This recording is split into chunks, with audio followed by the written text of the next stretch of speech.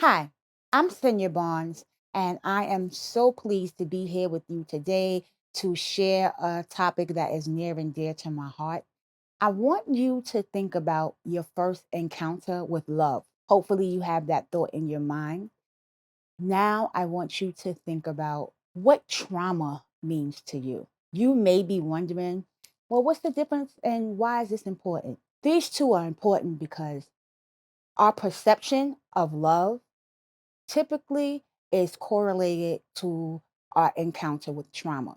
According to the American Psychological Association, trauma is related to traumatic experiences that affect or impact your thoughts, your feelings, and your emotions. By pure definition, that means every single one of us have experienced some form of trauma. Wow, some of us may have experienced a little more than others. Again, nonetheless, we all have experienced some form of trauma. What brought me to this topic? Back in 2021, I did a podcast interview that is on YouTube about what is love. And at the time, I thought for sure, yes, I know what love is. But then while I was doing the interview and the podcaster was asking me some questions, I realized part of my answers were directly related to my experiences with trauma. So while, yes, I know my parents love me, my grandparents and family members, when I dug a little deeper, I realized that my thought process of what I thought love was to me was based on my perception of my interactions with after losing my only nephew to gun violence, and then a few years later being diagnosed with a terminal illness. And so my perception went from those warm, fuzzy thoughts of love to having limited time. And so I want you to go on a journey with me, and I want you to think about again, how do you look at love and how do you look at trauma? And again, we're looking at these two things hand in hand. Now, you have that thought in mind. I want you to dig a little deeper. I want you to think about not only how the experiences you had with trauma, I want you to think about how you began to navigate through the world with that traumatic lens sitting in the back of your mind. I want you to think about what did loving yourself look like during that time. Now, if you were like me, you grew up knowing that, hey, if you experienced some type of trauma, if you had resilience, then you would be able to get through it. However, no one shared with us what resilience really looked like, and no one shared with us what strength was. We had to come up with those things on our own. However, I want you to dig a little deeper on top of that. Now, you're an adult, you've been through experiences, you've experienced some trauma, you've had some relationships. What does it really look like to love yourself after you've gone through something traumatic? For myself, again, I remember being diagnosed with a terminal illness. Girl, I remember how I felt in the doctor's office that moment when they told me I had pulmonary fibrosis and I only had 36 functionability between both of my lungs and that I will need a lung transplant, a double lung transplant to be exact. All these different things were going through my mind. A double lung transplant? What does that mean for me? Does that mean I can no longer work? Does that mean I can no longer do the activities that I'm so used to doing? And then it really hit me. If I needed two lungs, that means someone else needed to lose their life in order for me to have those.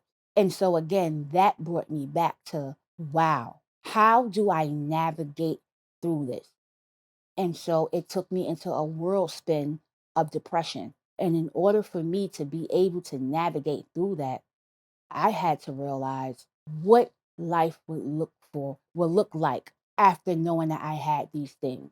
Now, a guide to loving yourself through the trauma is why we're here today. The guide for loving yourself through the trauma really, really gets into how do you begin to understand your circumstances and understand that you are not your trauma. As a survivor of gun violence, to me, I had to understand, what does that look like in helping my community?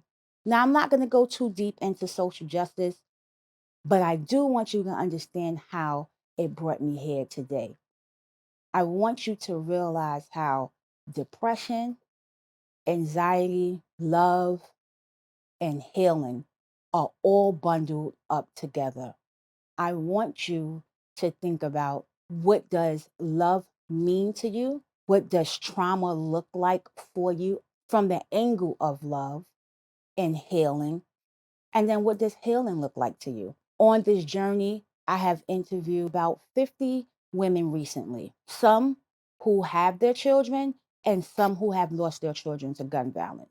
The common thread was they all started out with an abundance of love for the life that they brought into the world. The road took a turn for those who lost their children as opposed to those who still had their children. The mothers who still had their children, they spoke about love in this joyous way, about life continuing to go on and giving. The mothers who have lost their children spoke from a place of defeat. They spoke from a place of standing still or life stopping from where the time that they lost their child. And so part of that again goes back to, what does love look like? Because now for them, love has been lost. And when love is lost, how do you find it again? Loving yourself through the trauma is about getting to understand it is okay to learn to love through your process. Everyone's process is different.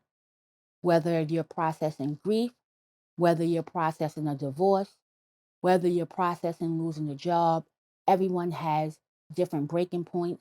But in order to know what your breaking point is, you have to know what your starting point is.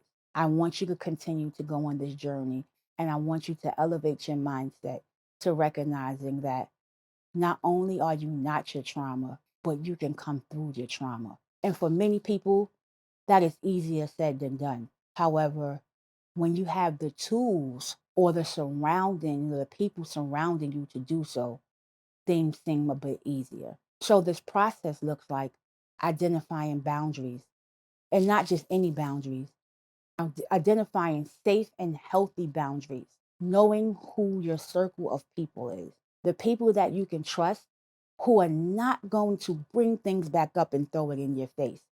We all know those people. We all know the if it was me people. I'm not talking about those people. I'm talking about the people who check on you just to check on you, not because they want something in return.